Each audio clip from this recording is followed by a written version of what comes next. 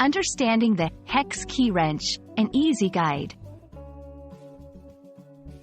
Hello, everyone. Welcome to our English language learning channel.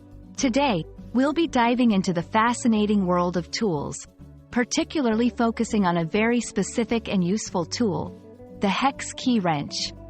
Whether you're a DIY enthusiast or just curious about English vocabulary in the realm of tools, this video is for you.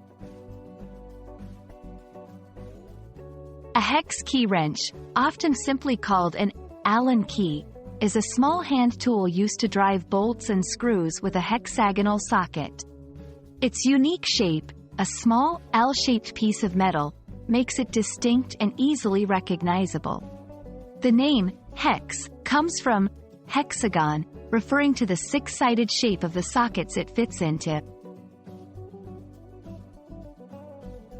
Hex key wrenches are widely used in assembling furniture, bicycles, and various machinery. Their compact size and unique design allow them to fit into tight spaces where other tools cannot. This versatility makes them an essential tool in both professional and household settings. Hex key wrenches come in various sizes, each designed to fit a specific size of a hexagonal socket.